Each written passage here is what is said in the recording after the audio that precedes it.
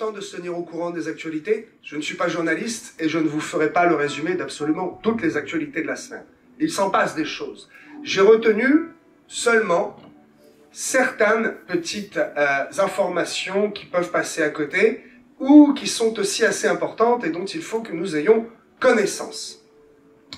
Échec de la loi immigration, cette fameuse loi immigration qui a fait couler tant d'encre. Je crois que c'est 1 an et demi d'écriture et de travail qui finalement a été balayé, mis de côté.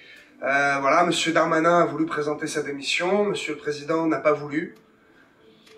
Quel drôle de pays, et sommes-nous toujours vraiment en démocratie? Quelqu'un qui présente sa démission et on lui dit non, je te force à continuer à travailler.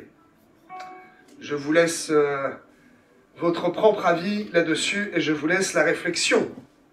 Loi immigration qui a été rebootée, repoussée, alors, ok, elle va être retravaillée, elle va être remaniée, l'essence même, il n'y a plus, cette loi est oubliée.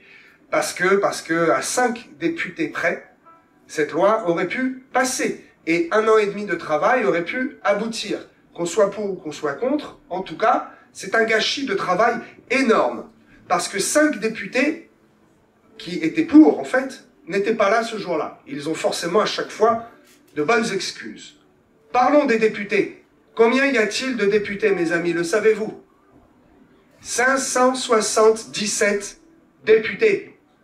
Waouh! Mais c'est beaucoup trop. Mais 10 députés suffiraient. Cela est mon avis. Toutefois, soyons sensés. Et nous parlons toujours d'économie. Économie d'énergie, économie d'essence, économie de repas, économie de travail. Ne travaillons pas trop. Économie. Ces personnes-là, qui sont toujours à l'étranger, dans des belles voitures et au restaurant, touchent un salaire net de 7 500 €. Je prends ma calculatrice et je fais 577 fois 7 500 € net, hors charge, parce que ces gens-là coûtent en fait plus de 10 000 € avec les charges. Mais admettons, nous sommes à 4 327 500 € par mois pour des personnes qui ne sont pas capables de faire voter une loi qui a demandé 1 an et demi de travail. Voilà où nous en sommes. Il n'est pas question de compter les taxis, les restaurants et les voyages de ces personnes-là. 577 députés. Oh, mes amis, lorsque nous serons au millénium, je ne pense pas que nous serons autant de députés. Nous aurons chacun une responsabilité et nous travaillerons pour le royaume de Christ avec bien plus d'honneur et d'efficacité que ces personnes-là. Que se passe-t-il à Mayotte? Avez-vous entendu parler du gros problème d'eau, d'électricité, d'insalubrité, de sécurité, de tout ce qui se passe à Mayotte, qui est dans un état désastreux? Mais heureusement, 520 millions de vos impôts vont servir entre 2024 et 2027 pour mettre un pansement sur cette plaie béante qu'est l'île de Mayotte. Il faudrait d'autres solutions. Il faudrait tellement d'autres choses. Mais le gouvernement a choisi de dépenser vos précieux impôts. 520 millions, vous rendez-vous compte de la somme que c'est?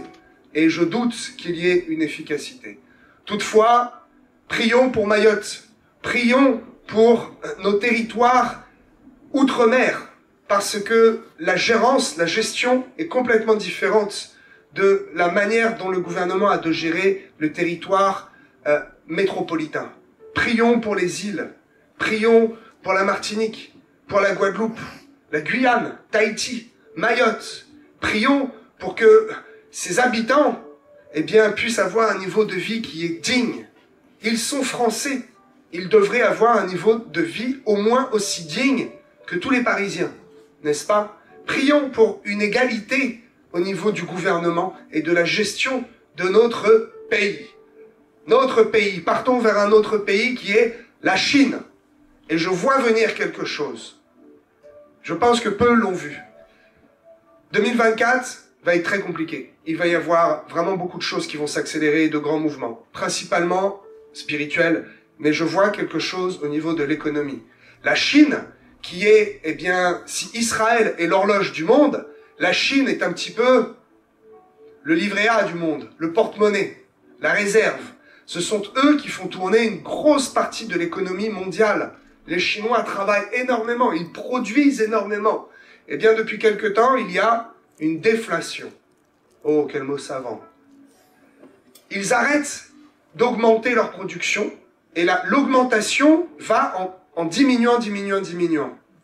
Ce qui fait que, eh bien, il y a moins de demandes, donc il y a moins d'emplois, donc il y a moins de production, donc il y a moins de salaire, il y a moins.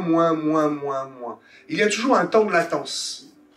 Ce temps de latence est en train d'arriver en Europe. La grande déflation.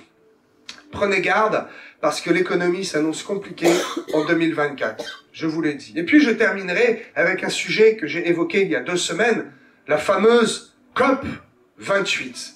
Oh, quel nom qui sonne bien pour quelque chose qui est tellement ridicule. Eh bien, ils ont réussi, tenez-vous bien, à avoir un accord pour une transition hors des énergies fossiles. Rendez-vous compte, le boulanger a réussi ce matin à faire son pain. C'est aussi ridicule que cela. C'était le but. Le but est accompli. Mais bien sûr que le but est accompli. Cela a coûté des millions et des millions en euros et des millions en pollution et en, comment ils disent, en émissions carbone. Tous ces milliardaires, ces millionnaires qui sont venus en avion personnel, qui ont consommé dans des hôtels de luxe pendant des semaines et des semaines, pour venir nous dire à nous, petit peuple, baisse ton chauffage, si tu as froid, mets une couverture. Consomme moins, roule moins vite, et prends les transports en commun, parce que tu es un pollueur. Hey, voilà comment le monde tourne aujourd'hui, mes amis.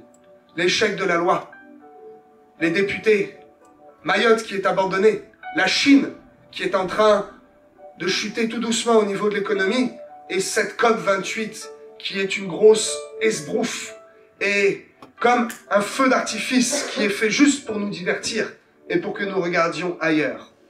Soyez attentifs, regardez bien ce qui se passe autour de vous et sachez décrypter les actualités. Fin de ce flash info du jour. J'espère que ces actualités vous ont un petit peu éclairé et vont vous aider à vous poser plus de questions, à ouvrir les yeux et à faire tomber le voile que nous avons encore devant nous. Alléluia.